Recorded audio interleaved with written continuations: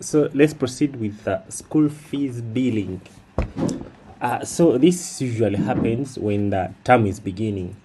When you're doing the system for the very first time, you might not need to bill students since you're not going to enter all their previous transactions. You might need just to do what we have done. Only that can be enough. So the next student that will be coming in that term, you just be setting their balance manually, and then you'll be entering their payments as I have showed you. Now it becomes it becomes a different case when another term begins. So another term begins, you're not going to set every student's account manually. No, it's not going good to it's not a good practice, but you have to bill students.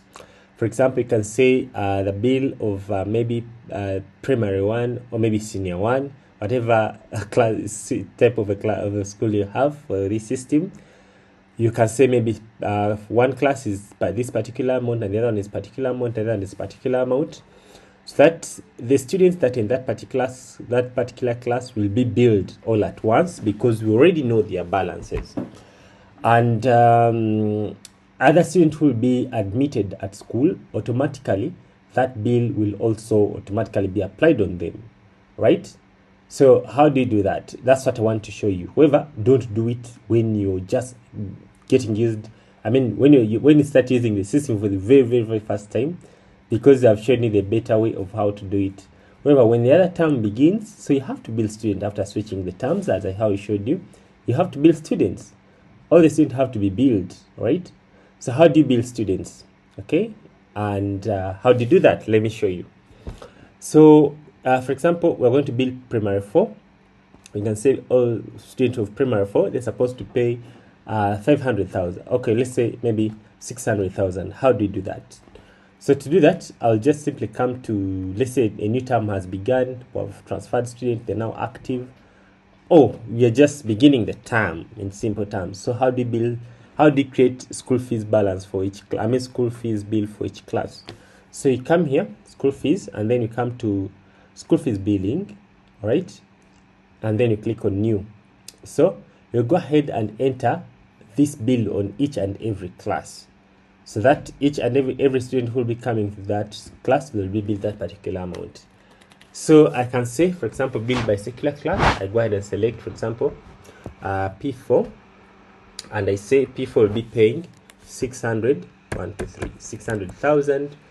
Sorry, I give the school fees name. I mean, I give this school fees a name. So when the student will be billed in the transaction, the system can narrate what amount what the name of the amount that applied to them. So for example, I can say term 2 school fees. Okay, I can say term 2 P4 school fees. So you name it like that. You name it in that way, so that when it goes in the description, a parent will be able to know that this was the billing of what? Of the school fees. Even you or even another fellow bursar. So I go ahead and put the amount. So this is going to be 600,000. So it means that every student in this particular class, this amount is going to be applied on them. You can use this same method when you want to bill students in a particular class. All of them, you want to bill them a specific amount. Maybe they are going for a trip, something like that. You can use this method if it's going to affect all classes. So it means that this amount is going to be active for this term. Even the students who will come in this particular term, they'll be billed that particular amount. And then I said it is one-time payment, so it does not multiply on a student. So next time again, we shall create another bill.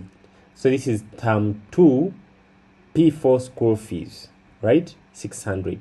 So everyone in P4 is supposed to pay this. So you are supposed to begin at the lower of your school, maybe P1, P2, P3, like that. All of them, you bill them, so their respective amount. So anyone who comes, the amount is applied on them automatically. All right? You do this at the beginning of the term, not in the middle of the system when you're adopting it. All right? So I go ahead and submit. So the system is going to get everyone in P4 and give them this amount and bill them this amount, right?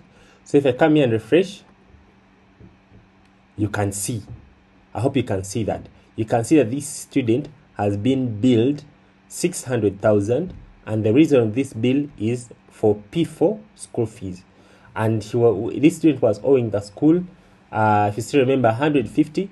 So if you see 150 plus 600,000, you can see now 750,000. So if you go to transactions, you'll be able to see that everyone in primary 4 has been billed this amount. So you can be able to see these many transactions as the latest transaction, P4, and the reason is clear: term 2 school fees. So it means that everyone in P4 automatically is supposed to pay term 2 school fees. All right. So this, you do it when the term begins, and everyone who will be admitted in P4, will be automatically, that amount will be added on their on their balance. All right. So it's supposed to begin from the lower class up to the top class. Each of them give them the respective amount. So if P5 pays a different amount, you go ahead and do that and put P5. If P6 pays different amount, you go ahead and put that amount. So please don't add the amount of services or explore meant by services. Let me come to that later, but this is like a standard school fees. So go ahead and build the rest of the classes, and you do this only one time in a term, and when you do it when the term begins, and you don't do it when you're getting started with using this system, because you're not going to record all the previous transactions. I've shown you how when you get started, you have to set the balance manually, and then the rest of the time when the student pays, you enter that transaction, as I've showed you that. So you don't need to bill students like this unless it is necessary, unless you need to bill them afresh, something like that. You do this when the term begins. We have switched to another term, and then you want to bill that all the students at once, because it is a new term, they have to pay afresh. So don't go ahead and change their accounts manually. Just do this, so this amount can be added to your respective account, so they can start paying that money. And all the students all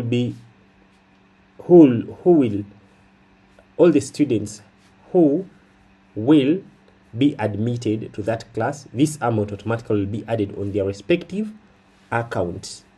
I hope I've explained that better. However, I hope you've understood it. I can go ahead and bill P3, P2, and P1 and give their respective school fees billing name. So you can see that the student has got billed, and you can see, as I said, everything is being accounted for, and for the negative transaction is red, for the positive transaction is green. So I hope you've understood that. If you want to see how this works, I can just simply come here to school fees. Transaction, I can be able to see all the transactions. So I repeat for the last time, this billing is like a standard school fees, and you bill it only one time in a term, most especially when the term begins, not when you start using this system. When you start using this system, you set the balance of each student as I showed you, because these students don't have same balances.